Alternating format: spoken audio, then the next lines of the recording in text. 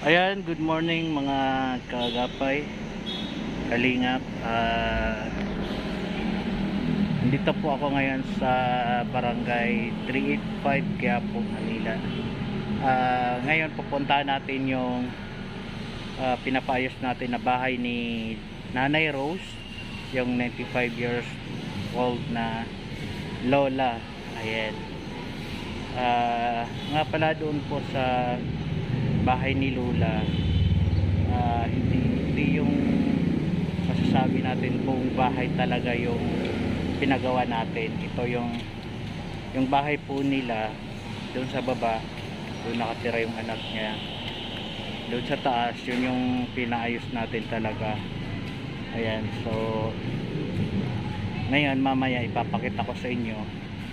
And kasi patapos na po siya mga kalingap, mga kagapay. And by the way po, ako'y taos pusong nagpapasalamat sa lahat ng nagpapaabot ng tulong. Ayan, maraming salamat po sa inyong suporta. So yun, puntahan po natin yung bahay ni Nanay. Ayan mga kagapay, andito na po tayo sa bahay ni Lola. And kasalukuyan pa rin silang nagpapantay. So patapos na po siya mga kagapay. Diba? So nilagyan namin ng plain na yero dito para hindi madaling malata yung ano.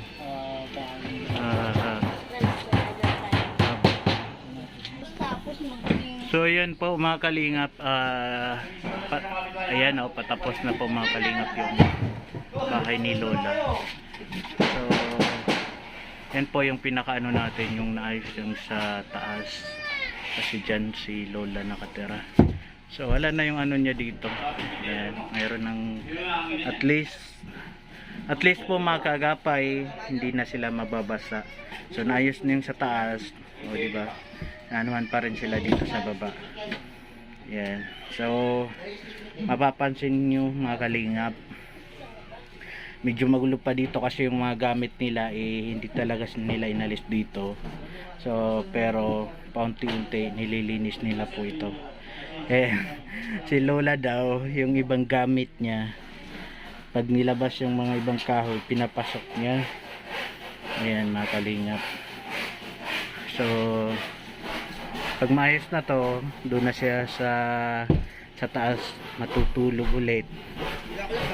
And dito na rin yung anak niya at saka yung manugang niya.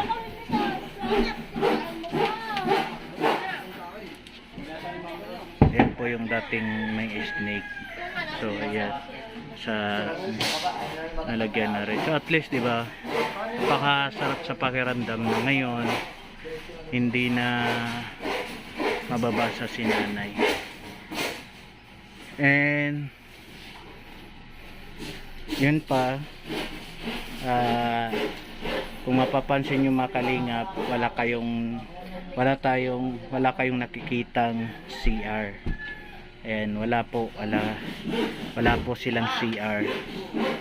So nangyayari, nakiki-CR po sila sa kabila. May CR naman dito yung nakalagay. Ano po, nagkabarado. Dito daw yung dati. So nagkabarado lang. Wala na, natapon ko na. Mayroon bang resibo yun?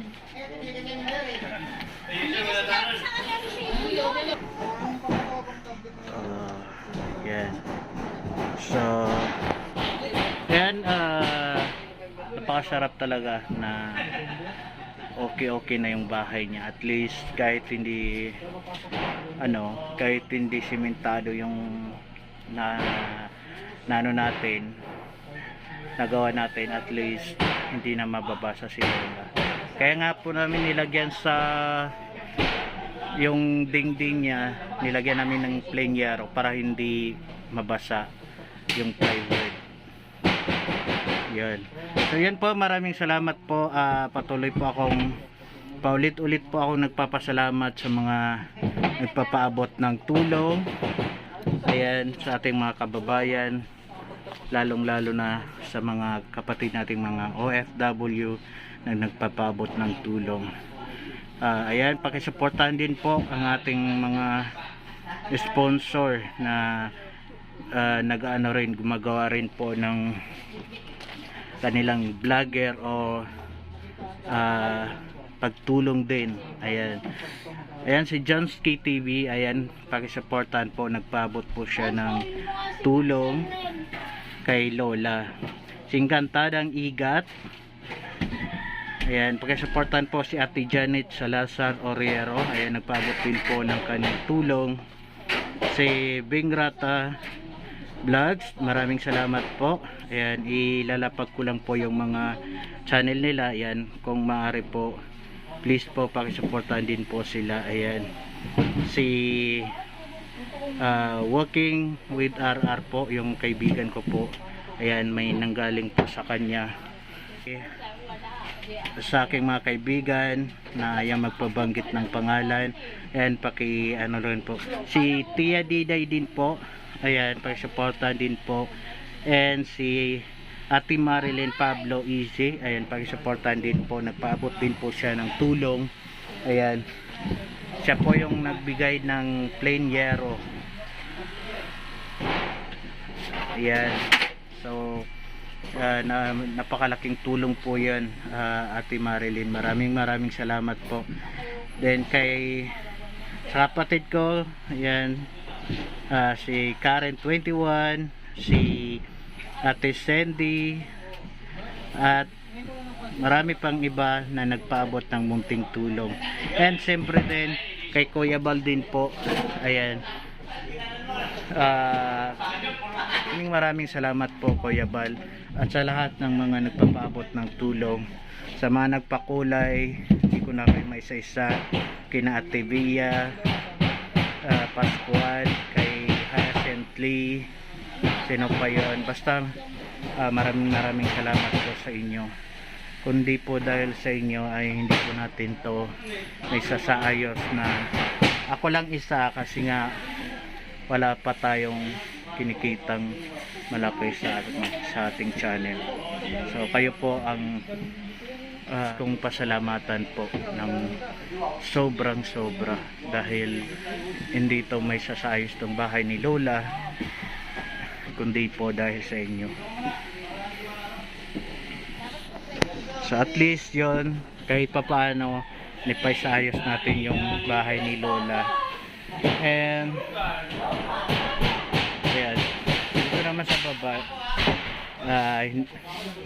ito, sementado naman ito, so lilinisin lang ito. Okay na rin, mga pinamili natin or mga nagastos natin.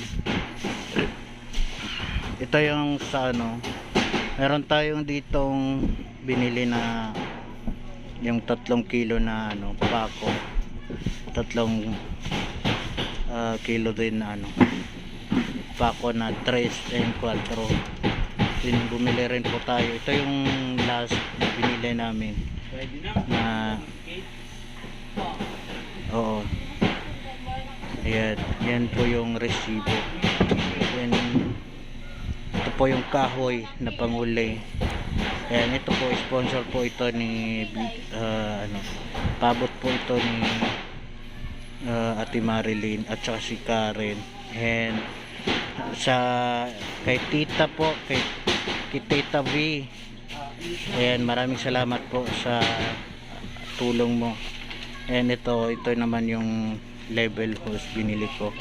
Meron po tayong mga resibo. Then ito yung resibo nung first time na nag-order po ako, na akala ko sakto na yun. So meron po tayong yung mga kuko lumber, plywood, ayan, nagkakalahaga po siya ng 35,810. Then yung hammer at saka kuko lumber din na walang peraso, nasa 1,630.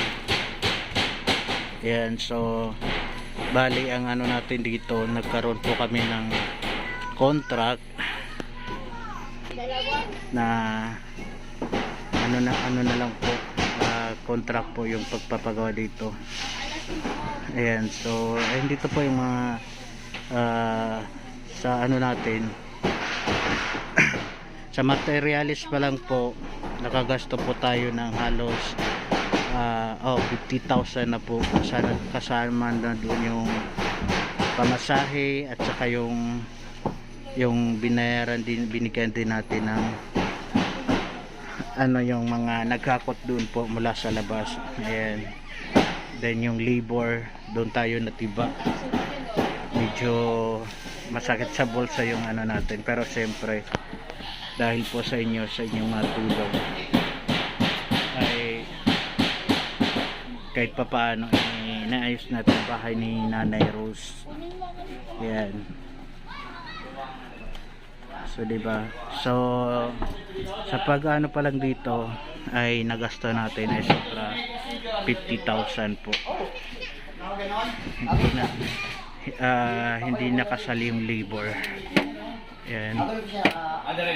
Sa mga pa lang. So kung ikukwenta lahat kasama yung labor, nasa sobra yung 70,000. Kahit pa paano, kahit may yun, no?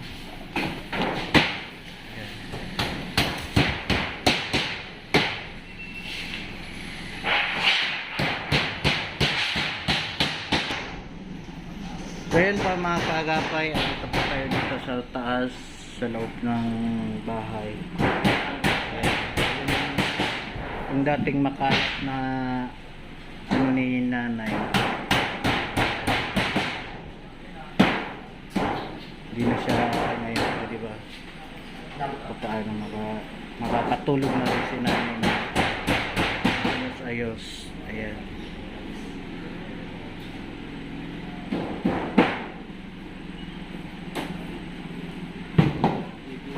Yan po mga kalinga. So gagawin din. Ilan yung kwarto na gagawin dito? Kwarto na sir. Dito kwarto. Isang kwarto dito. Dito rin. Isa dyan sir. Dalawa dito. Bakit dalawa dyan? Yung sa dalawang bata. Dyan na sila. Ito isa. Ito isa. Okay. Dito si Nanay. Ito si Nanay. Ang lang po. Ang linya. Yan. So dito po ito.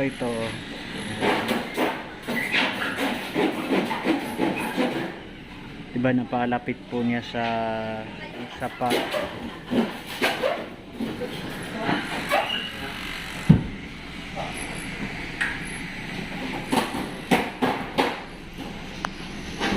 So yan po.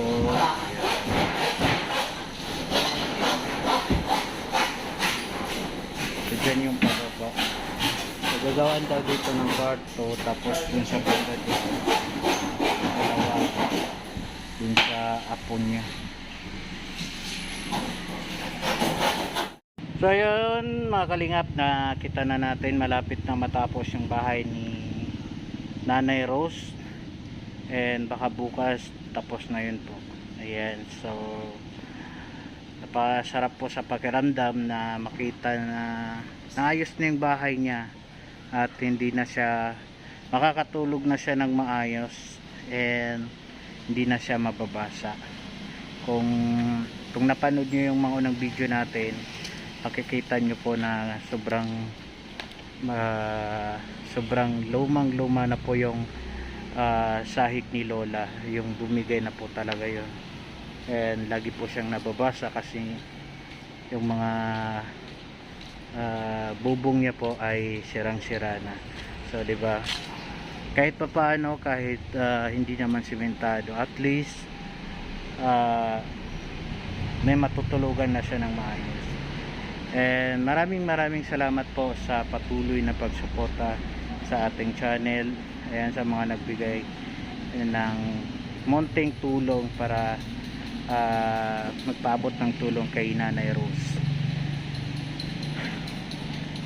So yun, maraming salamat, and maraming salamat sa pagsuporta sa ating channel. Kaagapay, kay Kuya Balsandos Matubang, kay Ate Ina Vlogs, kay Kalinga Prab at sa buong team Kalinga Partners Category A, Category B. Maraming salamat po. Ayan, Huwag natin kalimutan kapag may mga problema tayo sa buhay, lagi po tayong manalangin sa Diyos. Bye bye, God bless.